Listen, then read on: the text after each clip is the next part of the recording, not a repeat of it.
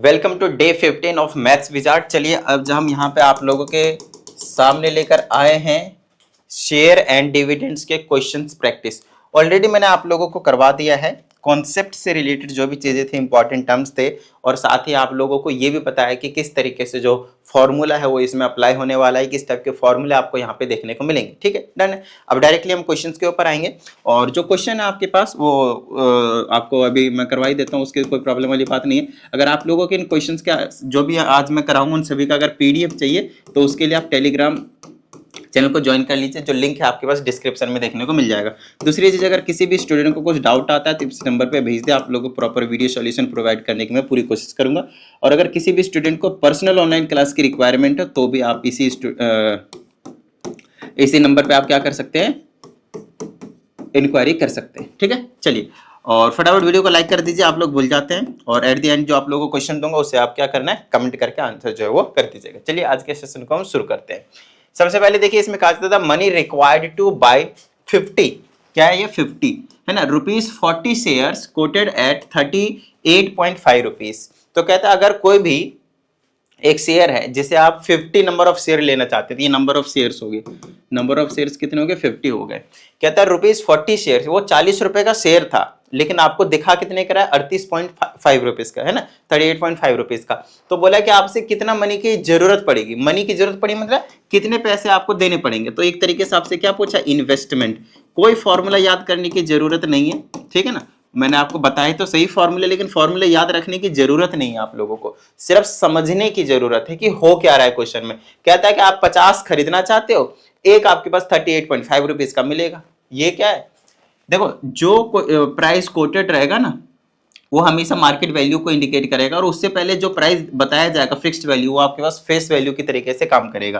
तो आप 50 शेयर्स खरीदना चाहते हो और एक शेयर का कॉस्ट है 38.50 रुपीज। तो बस आपसे इतना पूछा है कि बता दो भाई कि पैसा कितना होगा, खत्म बात। ठीक है ना, कितने रुपए आपको देने पड़ेंगे, पॉइंट हटाओ, नीचे डबल जीरो, डबल जीरो से डबल जीरो कैंसिल, 5 से इसको मल्टीप्लाई कर दो, 25 के 5 बच गए 2, 25 40 के 2 बच गए 4, और 5 दिया 15 और एक हो गया आपके पास 1625 रुपए आपको देने पड़ेंगे। हो गया क्वेश्चन, वेरी इजी। बोलिए हाँ या नहीं, डन है। चलिए नेक्स्ट क्वेश्चन की बात करते हैं। ये बिल्कुल आसान सा लिया था। उसके बाद के जितने भी क्वेश्चन है आपके पास वो क्वेश्चन है जो आपके पास बोर्ड के एग्जाम में आने वाले, इस टाइप के क्वेश्चन, बिल्कुल एग्जैक्टली इसी टाइप के क्वेश्चन आपको बोर्ड के एग्जाम में जो है वो देखने को मिलने वाला है। ठीक है, जैसे कि क्वेश्चन कहा जाता है ए मैन इन्वेस्ट्स कितना, 22,500 रुपीज, और फिर कहता है ₹50 शेयर, शेयर कितने का था, 50 का था, 50 रुपए का था, लेकिन available at a discount, discount पे अवेलेबल है। डिस्काउंट पे अवेलेबल का मतलब है डिस्काउंट करने के बाद जो वैल्यू मिलेगी हमें वही हमारा मार्केट वैल्यू होने वाला है। समझ आ रही है इतनी बात। कहता है if the dividend paid by the company is 12%, calculate the number of shares purchased. Number of shares पूछा है, तो नंबर ऑफ शेयर्स के लिए एक ही चीज बताई थी मैंने आप लोगों को कि कितने आपके पास जो टोटल है वो, और अपॉन में यूनिट प्राइस से आपको डिवाइड करना है, राइट, यूनिट से, राइट। तो नंबर ऑफ शेयर अगर मैं निकालना चाहता हूं, यहाँ पे नंबर ऑफ शेयर्स निकालना चाहता हूं, मान लेते हैं ये फर्स्ट पार्ट हम सॉल्व कर रहे हैं, तो नंबर ऑफ शेयर्स का मतलब हो गया टोटल अमाउंट कितना है, 22,500। अगर आपके पास 22,500 है तो कितने शेयर खरीद सकते हो, तो अभी एक शेयर का भी तो कॉस्ट लेना पड़ेगा ना। तो यहाँ पे आप लिख देना total amount, basically investment upon में प्राइस ऑफ 1 शेयर। तो प्राइस ऑफ 1 शेयर कितना होगा, था तो 50 रुपए का, लेकिन अवेलेबल है 10% के डिस्काउंट पे, तो 10% इसका कम कर दो, कितना आया, 5 रुपीज कम कर दो। 50 रुपीज का अगर आप 10% निकालते हो तो 10/100 होगा, 0 0 कैंसिल, 0 0 कैंसिल, आपके पास बचा 5 रुपीज। तो 5 रुपीज का डिस्काउंट मिल रहा है, it means you are getting it for 45 rupees. बोलिए हाँ या नहीं।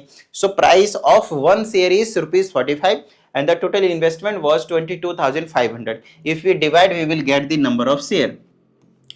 45 से ये कट जाएगा, 45 8 200 है ना, कितने बार में कटेगा, चलो पहले 5 से काट देता हूँ, ये शायद 9 टाइम्स में करता था ना, 9 टाइम्स में, नहीं 9 टाइम्स कैसे चला जाएगा, 50, अगर ये 50 होता तो 50 25 250 होता, तो 5 टाइम्स में कट जाएगा, तो 500 आपके पास जो शेयर्स है वो आपको देखने को मिल जाएंगे। क्या इतनी बात समझ में आई, डन है। तो 500 शेयर्स हमने निकाल दिया, फर्स्ट पार्ट आपका हो चुका है। सेकंड पार्ट की बात कर लेते हैं। सेकंड पार्ट में बोला जाता है द एनुअल डिविडेंड रिसीव्ड, देखो एनुअल डिविडेंड भी बोला जाएगा कई बार, नहीं तो सिंपल डिविडेंड बोला जाएगा, नहीं तो कई बार ये एनुअल इनकम भी बोला जाता है, ठीक है ना। तो एनुअल इनकम भी वही चीज होती है, कुछ अलग नहीं होता है। तो आप लोगों को बता रखा है मैंने कि जो डिविडेंड होता है या फिर एनुअल इनकम होता है वो आपके पास क्या होता है, राइट। तो एनुअल डिविडेंड में आपके पास नंबर ऑफ शेयर्स कितने, नंबर ऑफ शेयर्स कितने, फिर इंटू में होता था आपके पास की फेस वैल्यू कितनी है ना शेयर की, और उसके बाद होता था कितना रेट ऑफ इंटरेस्ट है जो भी आपके पास डिविडेंड के लिए, और डिवाइडेड बाय में 100। यही तो फॉर्मूला बताया था, अगर फॉर्मूला याद है तो ठीक है, नहीं तो पहले ये पता कर लो कि फेस वैल्यू के अकॉर्डिंग इन्वेस्टमेंट कितनी है, उस इन्वेस्टमेंट का परसेंटेज निकाल दो, जितना परसेंट दिया खत्म बा, ठीक है। तो number of shares we have 500 into face value कितनी है था 50 रुपीज, 50 रुपीज पे आपको क्या मिलेगा, डिविडेंड। ध्यान रहे यहाँ पे फेस वैल्यू लेना होता है, मार्केट वैल्यू नहीं लेना होता, ध्यान रहे इसका, यहाँ बच्चे मिस्टेक करते हैं। अच्छा नेक्स्ट आपके पास रेट, रेट कितना था आपके पास 12%, so it will be 12/100, got it. चलो 2 0 से 2 0 कैंसिल, 12 × 50 60 और 6 × 50 30 है ना। तो इसको ऐसे लिखता हूँ 5 × 12 × 50 60 कर देता हूँ, और ये 0, और 6 × 50 30 और ये 0, तो आगे ₹3000। बोलिए हाँ या नहीं, बताइए किसी भी तरह की कोई प्रॉब्लम, आई डोंट थिंक आप लोगों को कोई प्रॉब्लम होगी, राइट। चलिए तो ये कहानी हो गई आपके पास, आगे की बात कर लेते हैं हम। इसी में अभी हमारे पास थर्ड पार्ट और अभी है बचा हुआ, तो थर्ड पार्ट की भी बात कर लेते हैं।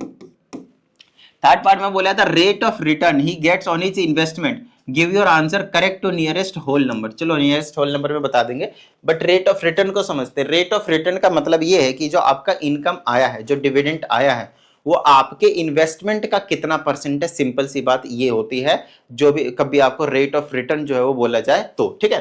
तो रेट ऑफ रिटर्न निकालते हैं, ROR लिख देता हूं मैं यहाँ पे, rate of return on investment होता है ये चीज, ठीक है। वैसे भी यहाँ पे बता रखा है ऑन इन्वेस्टमेंट। तो रेट ऑफ रिटर्न कितना आया भाई, 3000 का निकालना है, 3000 डिविडेंड है, और इन्वेस्टमेंट आपके पास कितना था 22,500, गॉट इट, 22,500। इससे इसको कैंसिल कर, अच्छा इंटू में 100 करना पड़ता है ताकि आपको किस में दिखाना होता है, परसेंट में, किसमें, परसेंट में, ठीक है। चलो ये चीज हो गई, 5 से काटो 6 बार में, और 5 से काटो ये 45 बार में सीधा कटी जाएगा। उसके बाद 3 से काटो 2 बार में, और 3 से काटो ये 15 बार में कट जाएगा, ठीक है। और ये 5 से काटो 3 बार में, 5 से काटो इसे 20 बार में, तो 20 दूनी 40 हो जाएगा। तो 40/3% आया। तो इसको डिवाइड करेंगे तो कितना आएगा, 13.33 आ जाएगा। तो नियरेस्ट तो 13 है, तो 13% आपका जो आंसर है वो माना जाएगा। नियरेस्ट इंटीजर बोला हुआ इन्होंने, होल नंबर, ठीक है ना, होल नंबर। समझ में आई इतनी बात, इंटीजर तो क्या बोलेगा, नेगेटिव में नहीं हो सकता ना। तो ये आपके पास जो है वो देखने को मिल रहा है इस वाले क्वेश्चन का आंसर। आई होप आप सभी को बेहतरीन तरीके से समझ में आया होगा ये वाला क्वेश्चन, और अगर नहीं भी आया है बेहतरीन तरीके से तो मैं पूरी गारंटी देता हूं कि कुछ ना कुछ तो दिमाग में जरूर गया होगा, अगर आपने मेरे इससे पहले के 2 वीडियोस देखे हुए हैं शेयर एंड डिविडेंड्स के ऊपर तो। समझ में आई इतनी बात, ठीक है। चलिए नेक्स्ट आपके पास इसमें कहा जाता है ए मैन इन्वेस्टेड, फिर से सेम टाइप ऑफ क्वेश्चन देखिए, 45,000 इन 15% ₹100 शेयर्स कोटेड एट 125। बहुत प्यारा क्वेश्चन है, ध्यान समझिएगा, कॉन्सेप्ट को क्लियर हो जाएगा यहां से इस वाले क्वेश्चन से। कहा जाता है when the market value of these shares rose to ₹140। देखो एक पर्सन है जिसने 45,000 रुपीज इन्वेस्ट किया था, ठीक है, डन है। अच्छा उनको डिविडेंड जो मिल रहा था वो 15% मिल रहा था, है ना, इन 15%। 100 रुपीज का शेयर था, मतलब फेस वैल्यू 100 रुपीज था, और कोटेड एट 125 रुपीज, मतलब वो क्या हो गया आपके पास, मार्केट वैल्यू जिसपे वो अवेलेबल है। अब कहता है कि मार्केट में जब इसकी वैल्यू 125 था, अब 140 हो गया, कितना, 140 हो गया। ही सोल्ड सम शेयर्स, ये क्या है आपके पास, सम है, SOME, ठीक है ना, some shares just enough to raise this much amount.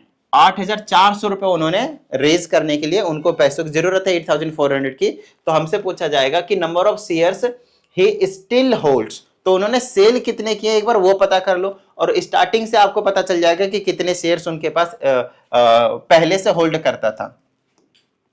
तो यहां पे आप पहले निकाल लो number of shares, number of shares ही वॉज होल्डिंग, स्टार्टिंग में वो कितने शेयर्स को होल्ड करता था पहले हम वो पता करते हैं एक बार। अभी कुछ पैसे निकाल लिए, कुछ शेयर्स को बेचा होगा, तो उसको फिर हम माइनस कर देंगे उस वाले शेयर को निकालकर। समझाता हूं, अगर एक मैन ने 45,000 रुपीज इन्वेस्ट किया है, ठीक है, तो उन्होंने शेयर्स भी तो खरीदे होंगे ना, खरीदे 100 रुपीज का शेयर था, लेकिन खरीदा कितने पे, 125 रुपीज का खरीदा है। तो 125 से डिवाइड करेंगे, बोलिए हाँ या नहीं। अभी तो समझाए, नंबर ऑफ शेयर्स निकालने के लिए क्या होगा, टोटल अमाउंट ऊपर, इन्वेस्टमेंट ऊपर, और नीचे प्राइस ऑफ 1 शेयर, राइट। चलो काटापीटी करते हैं, 5 से करेंगे तो 25 टाइम्स में कटेगा, 5 से करेंगे तो 9000 हो जाएगा, 5 से काटेंगे तो 5 बार में कटेगा, 5 से काटेंगे तो 18 × 5 = 90, ये 0 हो जाएगा, 5 से काटेंगे 5 × 15 हो जाएगा और 5 × 30 360 शेयर्स निकल कर आ जाएंगे। बोलिए किसी भी तरह की कोई प्रॉब्लम? सिंपल कैलकुलेशन है, डन।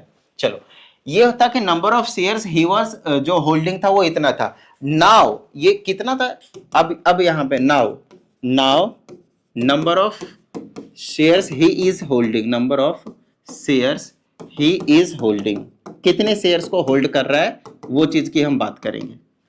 नहीं, अभी ये चीज तो बाद में करेंगे, उससे पहले हमें ये निकालना पड़ेगा कि number of shares he sold, ठीक है ना, number of shares he sold,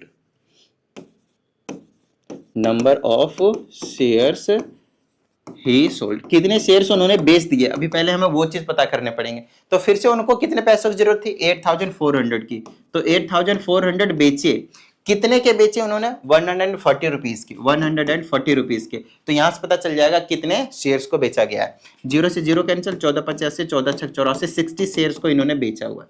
कितने शेयर्स को बेचा हुआ है, 60 शेयर्स को। तो अब हम यहाँ पे लिखेंगे now number of shares he is holding. अब उनके पास कितने शेयर्स है वो कैसे पता चलेगा कि पहले कितना था, 360 शेयर्स थे और अब इन्होंने कितने बेच दिए, 60 शेयर्स बेच दिए। तो अब इनके पास जो बचे हुए हैं वो 300 शेयर्स बचे हुए। बताइए किसी भी तरह की कोई प्रॉब्लम? वेरी सिंपल, इजी कर दिया, डन है। चलिए तो एक तो अभी हमने फर्स्ट वाला पार्ट किया। अब कहता है the dividend due to him on this remaining shares. अब बचे हुए शेयर से उनको जो डिविडेंड मिलेगा वो हमें जो है वो कैलकुलेशन करके बताना है। चलो कर देते हैं। अगर हम थर्ड पार्ट की बात करते हैं इसी के, ये कौन सा था, सेकंड पार्ट की बात करेंगे। ये था आपके पास फर्स्ट पार्ट और ये आपके पास सेकंड पार्ट। अब डिविडेंड की बात करेंगे तो डिविडेंड का पहले तो फॉर्मूला लिखेंगे, हर बार फॉर्मूला लिख दीजिएगा। लिखेगा यहाँ पे नंबर ऑफ शेयर। अच्छा इन्होंने किस पे पूछा हुआ है, ऑन दिस रिमेनिंग शेयर्स, मतलब 300 पे पूछा है, इनटू में फेस वैल्यू, ठीक है ना, और इनटू में रेट बाय 100, ठीक है। तो ये आ जाएगा नंबर ऑफ शेयर्स कितने हैं अभी जो शेयर होल्ड कर रहा है, 300 रिमेनिंग शेयर्स। उसके बाद फेस वैल्यू उसकी कितनी थी, 100 रुपीज थी, आपको बता रखा था, है ना। और इनटू में रेट की जगह कितना है, 15 बाई 100, ठीक है। 15 बाई 100, 2 0 कैंसिल कर दो, 15 × 45 और ये 00 45, यही है ना इनकम, 15 × 45 00, हाँ 4500 रुपीज इनका जो है वो एनुअल इनकम बोलिए या फिर डिविडेंड बोलिए। बताओ भाई किसी भी तरह की कोई प्रॉब्लम इस टाइप के क्वेश्चन में?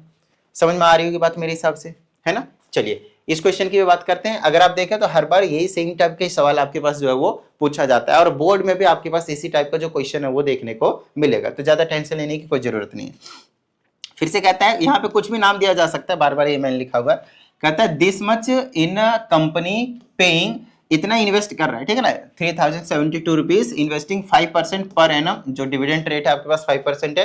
कहता है when it's ₹10 share can be bought for ₹16 each. कहता है 10 रुपए का शेयर था, वो कितने का खरीदा जा रहा है, 16 रुपीज का खरीदा जा रहा है। Find his annual income. अब हमें क्या करना है, एनुअल इनकम निकालना है। तो सिंपल सी बात है, तो एनुअल इनकम का वही लिख देंगे भाई, एनुअल इनकम पूछा जाए या फिर डिविडेंड पूछा जाए, both are the same thing, ठीक है। तो फिर से लिखेंगे नंबर ऑफ शेयर्स, लिख दो directly, into face value, into में रेट बाय 100। समझ में आई थी बात। तो नंबर ऑफ शेयर्स कितने हैं वो हमें पहले निकालना पड़ेगा। तो इन्होंने नंबर ऑफ शेयर्स साइड में निकाल देता हूं। यहाँ पे नंबर ऑफ शेयर्स होता क्या है कि कितने रुपीस इन्वेस्ट किया है, 3072 रुपीज, और एक शेयर कितने का पड़ा है, तो एक शेयर आपके पास 16 रुपीज का पड़ा है। था तो 10 रुपीज का, था कितने का, 10 रुपीज का, लेकिन जो खरीदा गया है वो 16 रुपीज का, ठीक है ना, मार्केट वैल्यू। 16 एकम 16, 14 बन गया, 16 8 100, 16 में 144, है ना, ठीक है, 3 बचा, 16 दूना 32, 192 शेयर। फेस वैल्यू 10 रुपीज था, रेट इन्होंने दे रखा था 5/100। 0 से 0 कैंसिल, 5 से इसको 2 बार में, 2 से ये 9 बार में और ये 6 बार में, 96 रुपीज जो आपके पास इनका जो एनुअल इनकम है वो देखने को मिलता है। बताइए किसी भी तरह की कोई प्रॉब्लम? सिंपल सी बात है। नेक्स्ट है आपके पास his percentage income on his investment, तो कितने परसेंट का रिटर्न मिला है वो हमें देखना है। तो 96 रुपीज परसेंटेज निकालना होता है, जिसका निकालना होता है उसको ऊपर अपॉन में टोटल अमाउंट 3072 और इंटू में 100। क्या आप इसे कैलकुलेशन कर पाओगे, है ना। और ये आंसर जो आएगा वो क्या आएगा, परसेंटेज में, तो पता चल जाएगा कि कितना परसेंट जो है आपके पास वो देखने को मिला है। बताओ भाई, जो भी निकलेगा उसमें क्या लगाइएगा, परसेंट। कर लोगे इसके कैलकुलेशन, सिंपल है, कोई प्रॉब्लम वाली बात नहीं है। तो ये तो कर ही लेना। और उसके बाद ये है आपके पास question of the day, question of the day. तो इसका थोड़ा सा ध्यान रखिएगा, बहुत ज्यादा इंपॉर्टेंट क्वेश्चन आप बोल सकते हो। इसमें भी आपके पास सभी जो कॉन्सेप्ट है वही है, लेकिन हाँ एक बार आप खुद से भी कीजिएगा, तब थोड़ा आप लोगों को फील होगा कि हाँ भाई क्वेश्चन जो है वो हो रहा है आपसे या फिर नहीं हो रहा हो, आपको आइडिया लगेगा। ठीक है, चलिए तो आज के सेशन के लिए इतना ही रखते हैं। उम्मीद करते हैं आप सभी को सभी चीजें क्लियर हो गई होंगी। मिलते हैं अगले सेशन में, प्रैक्टिस करते रहिएगा। जय हिंद।